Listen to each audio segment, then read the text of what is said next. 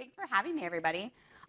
So like Josh said, my name is Jodie Leister, and I am a counselor within the EAP here at OSU.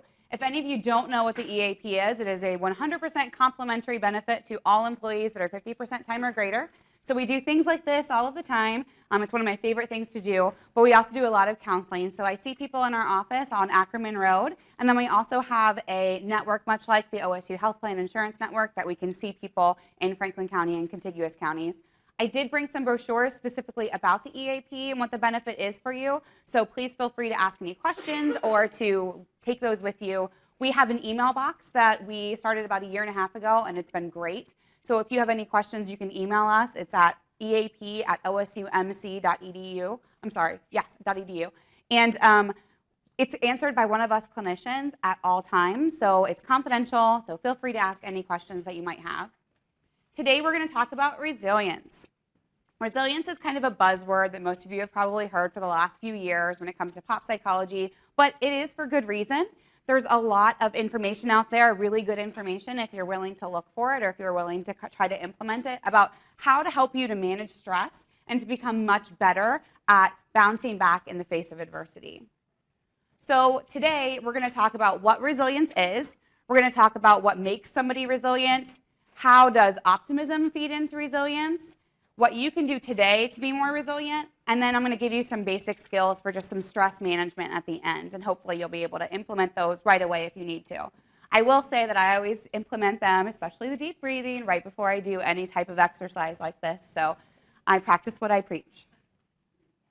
So when you think about resilience, it really is a response to stressors. So it is a learned skill. Everybody can learn this skill at any point in their lives, and sometimes we're better at implementing it than others. So it's defined by two specific characteristics of toughness and elasticity. Toughness is when you have the ability and the capacity to recover quickly from difficulties, but when you're tough, you might be a little bit affected by what's going on, but the substance in the actual person or the situation isn't really changed. It's not transformed in any way.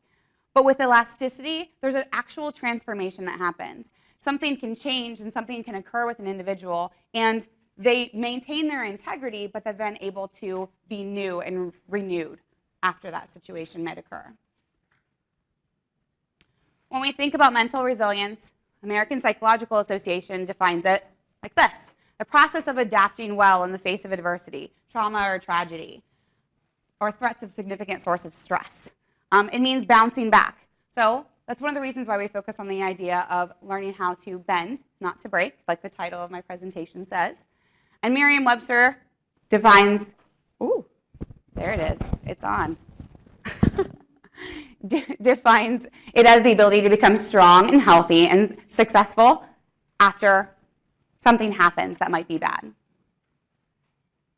So as a skill set, we like to think about it as an inoculation from stress. It doesn't stop stressful events from happening. None of us can control that. If I could control that, I'd be a gazillionaire, and you guys would all probably not be here. But taking that into consideration, when you learn this skill, you learn how to adapt. You learn how to manage the stress that comes to you, and you learn how to identify what's within your control and what's not within your control. It will reduce the incidence of anxiety and depression in your life because you have that flexibility to bounce back and to adapt to situations.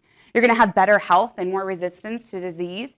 I'm sure all of you kind of know at this point how much stress really affects you physiologically, let alone mentally. And that most often, people don't even realize how stressed they are until they have some type of somatization or physiological manifestation of their stress, like difficulty sleeping, a nervous stomach, sometimes sweating, things like that. So keep that in mind, that there's a reason, a real tangible reason for you to actually learn these skills. So there's lots of research that's been going on about this for a very, very long time. There was an individual by the name of Wong that identified that there is a multidimensional capacity to resilience. There's so many aspects of it, but identifying each aspect of it is really important when it comes to learning how to implement these skills on a daily basis. So from a cognitive perspective, it's how events are interpreted in our mind. Why is it that one person can experience a horrible situation and be impacted for the rest of their life and have post-traumatic stress type symptoms, but another person can bounce back immediately and have no residual effects from it.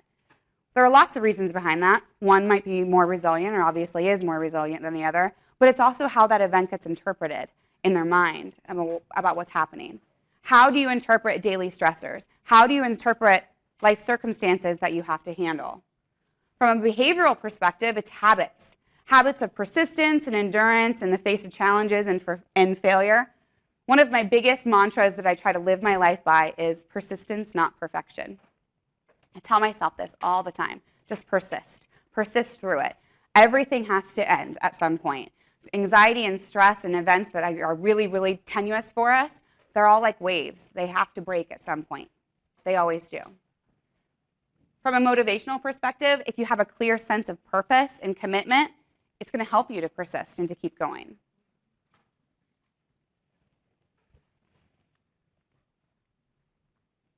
Has anybody ever heard that saying, keep calm and carry on?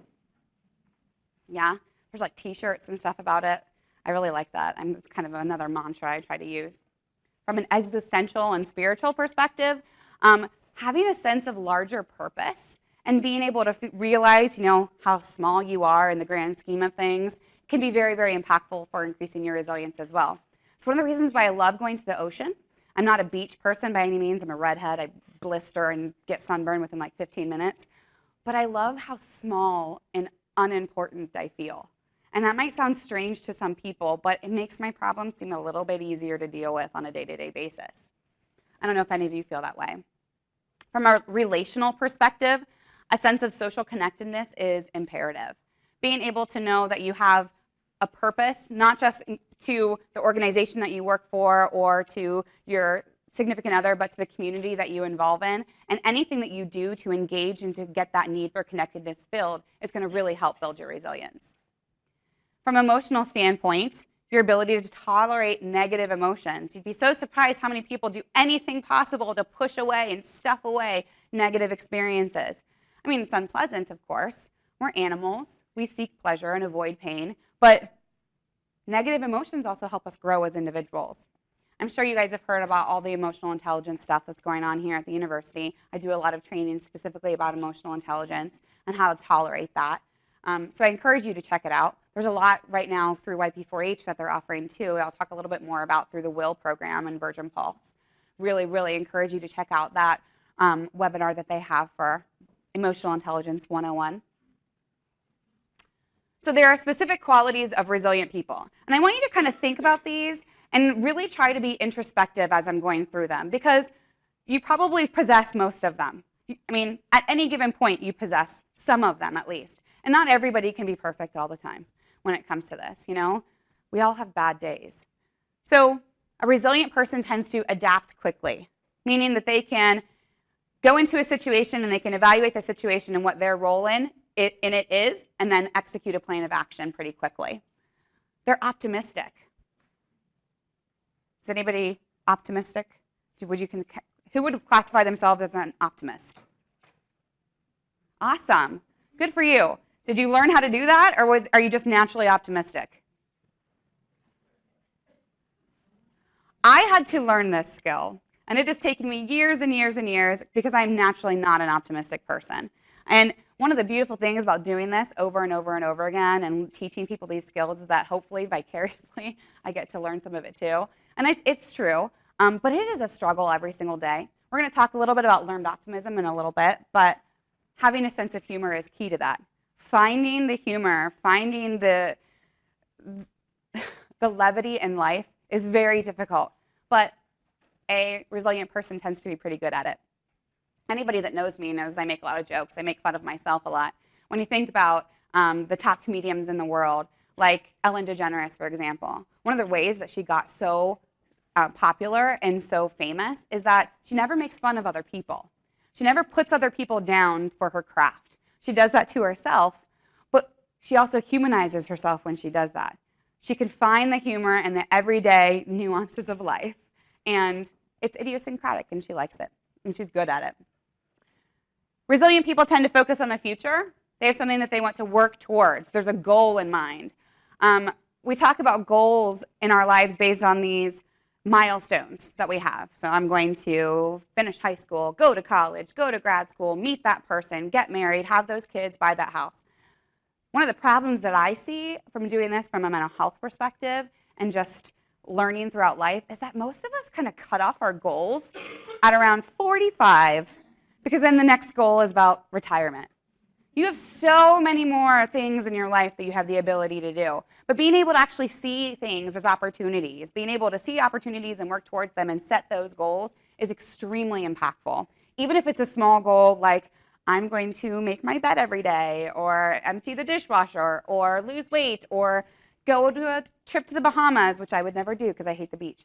But those are examples. They're able to change their perspective. They're able to see another person's perspective. At its core, that's empathy. But they're able to see how small they are and insignificant at times. But that's okay. Perseverance, I already talked about. It's continued effort throughout an experience, a journey, despite adversity.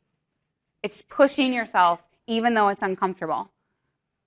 They can take responsibility for what's going on. They can take a responsibility for their role in any given situation, positive or negative.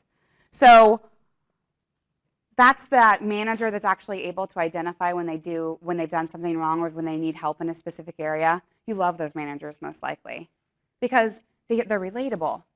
They're able to see that, like, oh, I'm not a know-it-all. I don't know everything. I can learn something from you. If you have the mentality that you can learn something from everyone in every situation, it can be really impactful. You learn from your mistakes then, and you're able to acknowledge the reality of the situation and the reality that maybe this isn't that big of a deal, even though it's this huge deal right now in the moment, this bad thing that's happened. In the grand scheme of things, it's not that big. When you do all of those things, and you're able to do all of these things, you can then regulate your emotions, and you become much less reactive. You're able to interpret a situation accurately in the moment and not catastrophize and not blow everything out of proportion, and then center yourself. You can practice your self-care by taking breaks when you need it and by practicing coping skills that accurately match the emotion that you're actually feeling.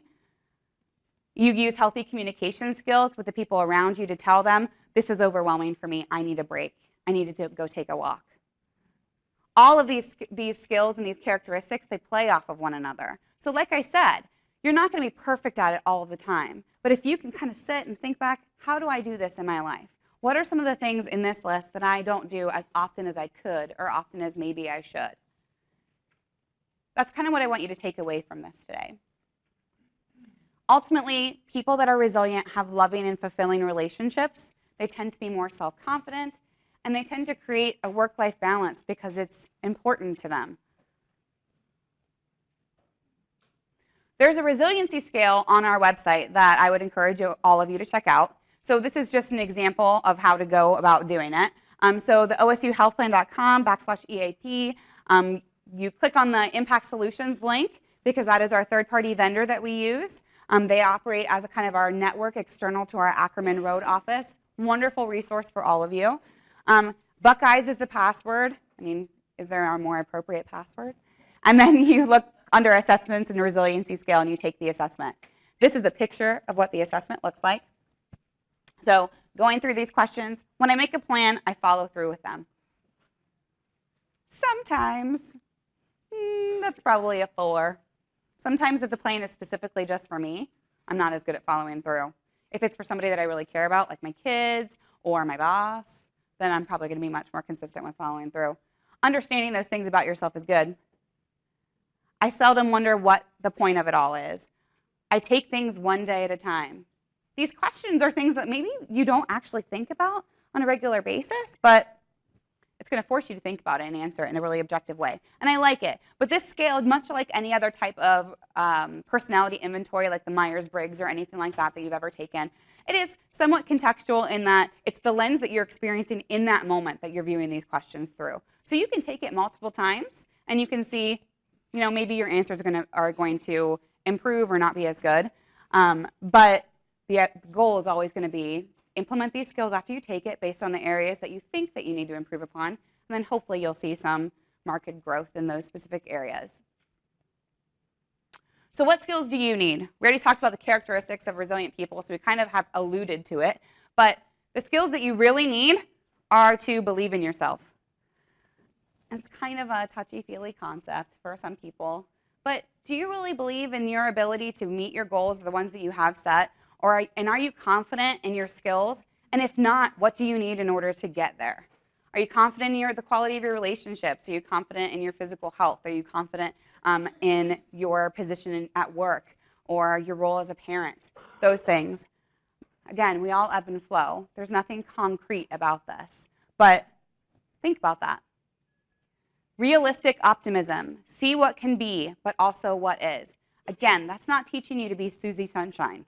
That's not going to help you if you are oblivious to the things that are really bad that are going on. It's going to make you stuff it away. But being realistically optimistic is a choice, and it's making the choice to see the positive in things. Have control over your impulses and your feelings. Again, that's the emotional intelligence component. And then aim high and reach out. Set those goals and actually reach out for assistance and tell people what they are. If you don't tell anybody what your goals are, how is anybody going to help you to achieve them?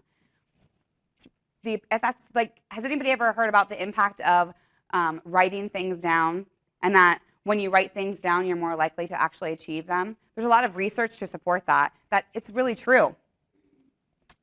When you're doing things like that, you're combining the two sides and two hemispheres of your brain to make it a reality. So it becomes much more likely that in your everyday life, your unconscious is going to identify opportunities for you to then take steps that's going to fulfill those goals. And then you do it without even really realizing it. And you can sit back and you can dissect, well, what was different about this goal that I set and that I achieved, and this goal that I set that I didn't achieve? Well, maybe it was that you didn't actually apply it to your life. Maybe you just need to write that down. With regard to learned optimism, it's the journey, not the end result. That's what happiness is. So often people come into my office and I say, well, what can I help you with? And they say, well, I want to be happy. Me too. I want to be happy. Right this moment, I feel pretty happy. I have no idea if I'm going to be happy tomorrow. And they say, but I want to be happy. I just want to be overall happy. Everybody wants to be happy. But if you're not living in the moment and you're not actually making a point to have a conscious effort to live in the moment and be happy and make that choice, you're not going to end up there. It's not the end result. It's a conscious choice that you make every single day. So you need to get in the right state of mind.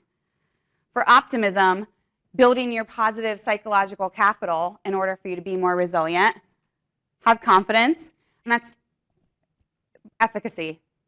What I do is going to actually affect change in a positive way, and I can take on the responsibility and make things happen.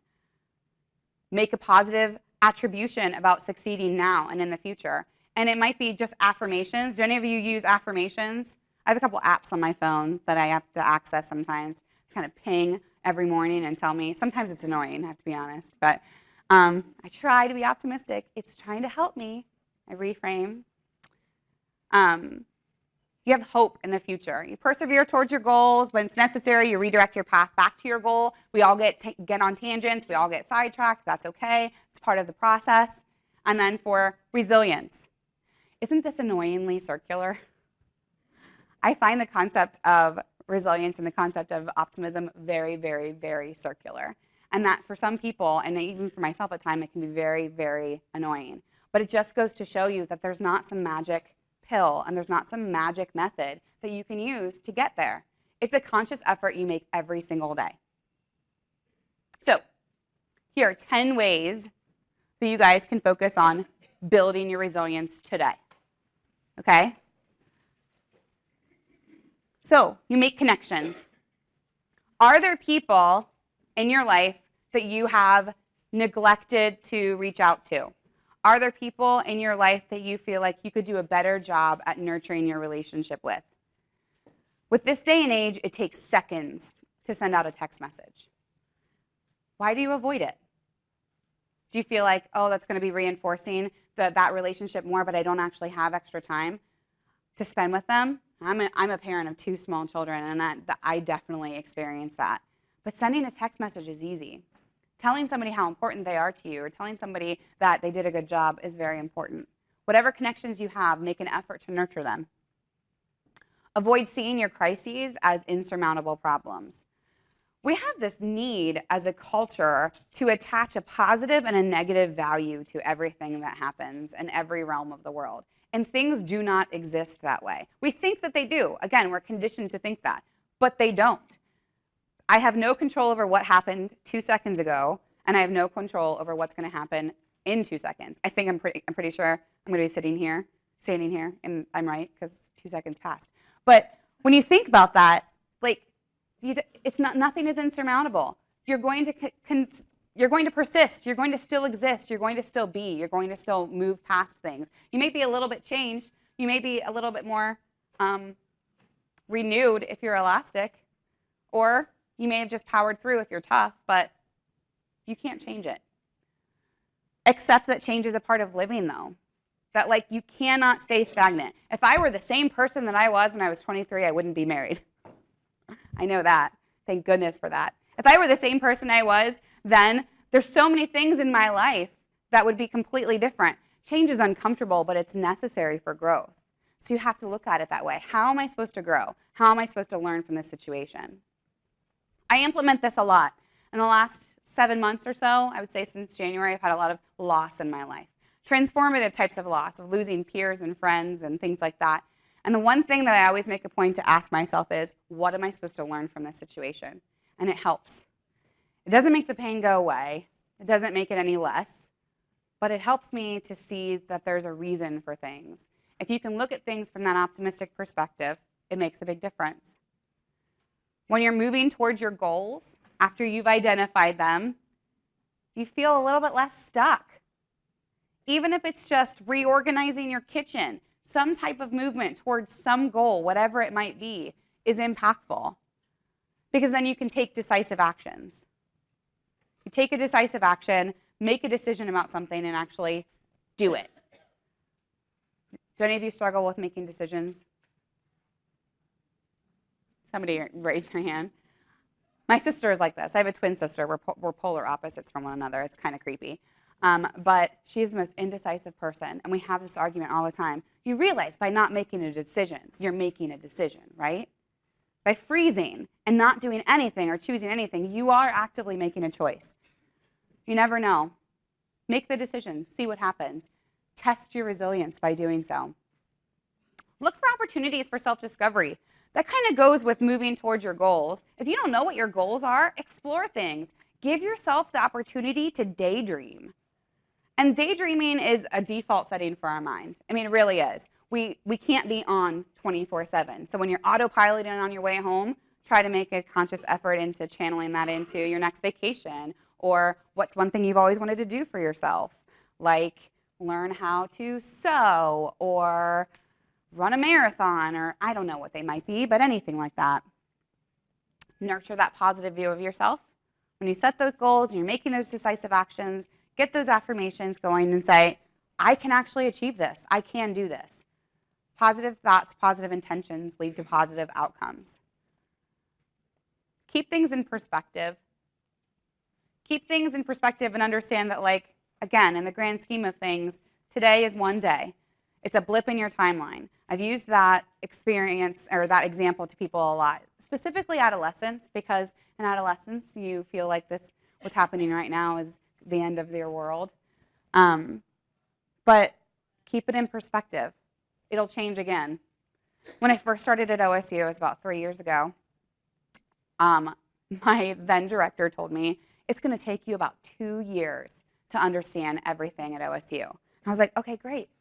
2 years, I can do that. And he goes, but then it'll change again. He's so right, though. He's so right.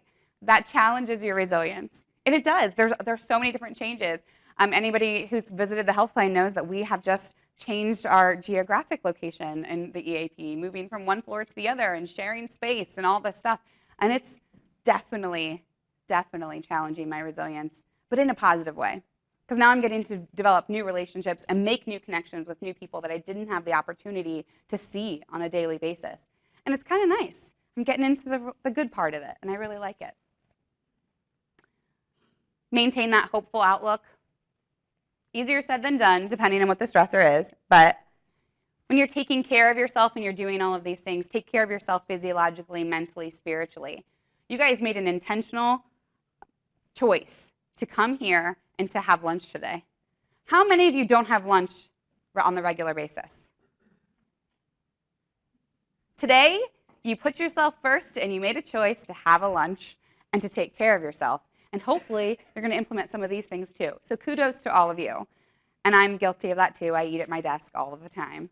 But I try to make sure I at least eat something. So I went through all of these, and you can look through that. You guys have all the slides and all those things. Keep in mind when it comes to this stuff, you want to always be aware of how other people around you are experiencing these same situations too. When you're making connections, if somebody is going into it with you, like my coworkers, for example, on this big move that we've had, we've been able to make connections because we have that common experience. We've been able to really talk with each other and deepen that relationship because we're able to talk through how I'm experiencing this, how you're experiencing this, what we can do together collaboratively to try to fix it. Then we were able to, again, not see these things as insurmountable. How many of you guys actually have goals for yourself? Like when I say goals, like long-term goals, a goal for the week, a goal for the month, a goal for the year. Do you guys set goals? Who doesn't set goals? One person? Two people? Give me an example of one of the goals that one of you has for this weekend. That's a good goal. Train for Pelotonia. Have you identified the steps that you need to take in order to train for Pelotonia? Okay. And rainy this weekend.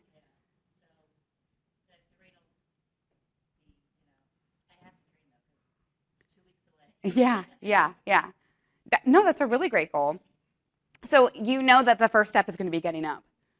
So for most of us, when it comes to setting goals, the idea behind like this big thing that when it comes to Pelotonia, for example, whether it's raising the money that you need to support your race or actually doing the race yourself, it's very, very intimidating and we get paralyzed by that goal setting. So when it comes to resilience and the idea of not looking at that as a crisis and changing your perspective, it's breaking things down into successive approximations of whatever that goal is. So in that situation, it might be, if you're really struggling, it might be, I'm going to get up in the morning and get ready for my ride. I'm going to put on my shoes. I'm going to fill my water bottle. I'm going to do all of those things, whatever it might be. And with each acquisition of the successive approximation, or each step, rather, you're going to build momentum, positive momentum, and you're going to then be implementing resiliency in that moment.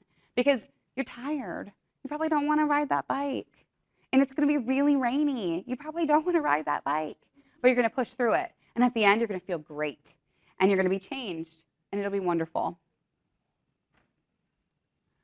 So, increase awareness of your own resilience is the main thing at this point. Go back from here and take that assessment.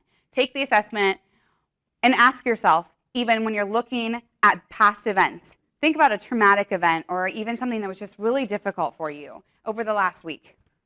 What kind of events have been in the last week have been the most stressful? What was it about that event, if you're able to pinpoint one, that was so stressful for you?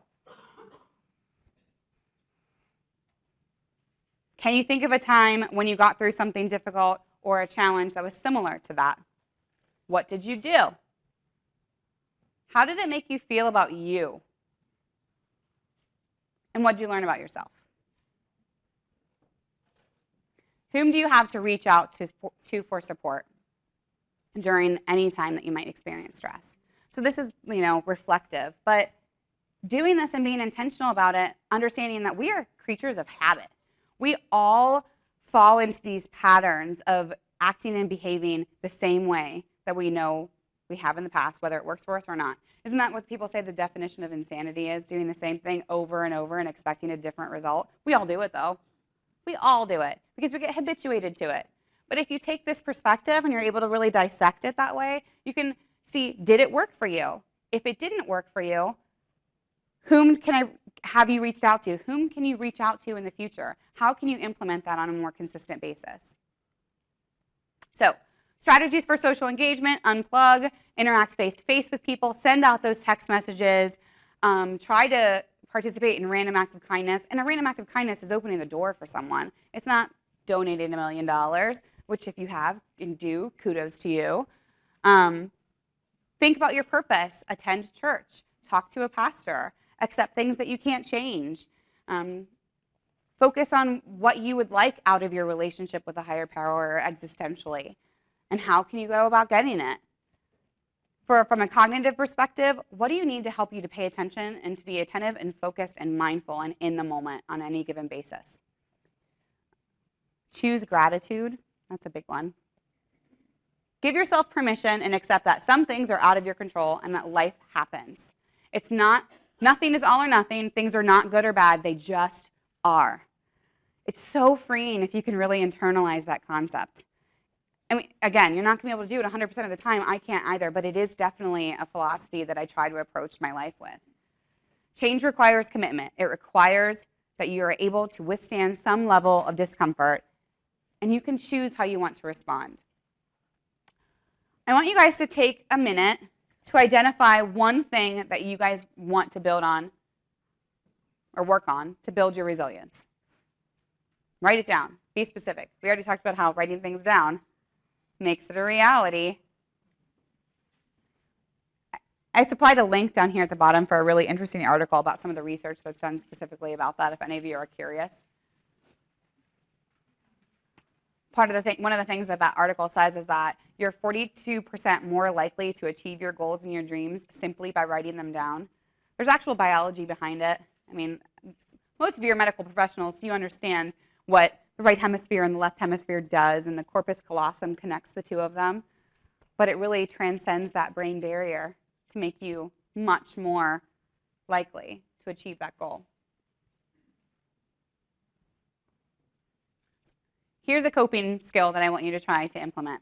When situations seem overwhelming and something is really testing your resilience, and you're trying to choose a way to adapt, and you're trying to choose a course of action that's beneficial to you, take a moment to breathe. YP4H has the Just Breathe campaign. I strongly encourage you all to check it out. Josh actually found this awesome graphic because I was going to use a YouTube video, and that's just not as cool. Let's just be honest. So 4-4-4 is a breathing technique. So you breathe in for 4 seconds, hold for 4 seconds, and breathe out for 4 seconds. You can use a visual cue. I find that really, really helpful, especially in times of extreme stress, to breathe with as the tree is blossoming and swaying, and then to exhale as the leaves leave. All of those things are really important. Sometimes you need the visual cue. We all do, because you can't get out of your own head. This is really, really impactful, though, for a lot of people. And people say, oh, I've tried the deep breathing. One of the things that happens for most people when they try deep breathing is that they lose count, and then they get frustrated, and they don't start back over. What makes this a mindfulness technique and what makes it so effective is that you're constantly forcing yourself back into counting. If you don't do that, then it's not going to be as effective, truthfully. But just deep breathing is so impactful. I recently taught my 4-year-old how to do this, and he would be so surprised how quickly it de-escalates him. It was really, really, really hard. I had to teach him by making him lay on the ground and putting a stuffed animal on his stomach and telling him to make the stuffed animal move. Because the key to that is that most people breathe through their chest, not their diaphragm. And for it really to help to reduce your heart rate and not actually hyperventilating, you have to use diaphragmatic breathing, because that slows down your heart rate and all of that. So try it. If you don't know if you're breathing the right way, put something on your belly. Lay down, see if it moves up and down. He thought it was the cutest thing. He loved it, and it was adorable watching him get so excited about therapy-esque things. He's the most therapized 4-year-old you'll ever meet, I swear to God. He has so many feeling words in his lexicon already. Anyway, the next one is 5-4-3-2-1, and many of you have probably heard about this. It's a grounding technique. I really like this one because it engages all of your senses, and it stops that hamster wheel that you're going on in your mind if you're really stressed about something. So you identify 5 things that you can see. You can go into as much detail as you want with describing them, or as little detail as you want with describing them. Then identify 4 things that you can touch, and that's You know, the hardness of the ground, the temperature and the angles of this podium, the weird rubberiness of this, anything like that, anything that you have. What you hear, the sounds of outside, the sounds of people coughing, me sniffling, any of those things. Smell and then taste. Go through that, and it's a grounding technique because it gets you out of your head, gets you back in your body, back in the moment, and it can be extremely impactful. So that you have clarity of mind, and then you can choose your course of action. You're no longer allowing your emotion to dictate, and that stress to dictate what you do. If you want further assistance and further information about this, please feel free to reach out to us. This is kind of a basic overview of these types of skills. We do a lot of individual coaching on how to achieve this.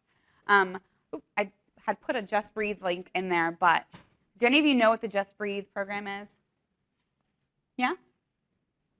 It's a really great program. It's new to YP4H, and it offers a graphic similar to the one that you just saw with the tree, and it's just a balloon that goes up and down, and it's a way for you to, again, to kind of center yourself. You can access it really, really easily through one source. And then they have other tips and things like that about how to use diaphragmatic breathing for relaxation and meditation and things like that. So check it out. The Employee Assistance Program, obviously, we are here and have 24/7 support for you. So please reach out if you need that to our email box. There's health coaching. Use your Virgin Pulse app. Explore the programs in Will under Virgin Pulse. It's wonderful. You can earn lots of points that you can then transfer into gift cards and things like that. The emotional intelligence one is fantastic. I haven't done the yoga yet, but I'm halfway through mindfulness, and I hope you like it. So, does anybody have any questions? Any questions? Anybody?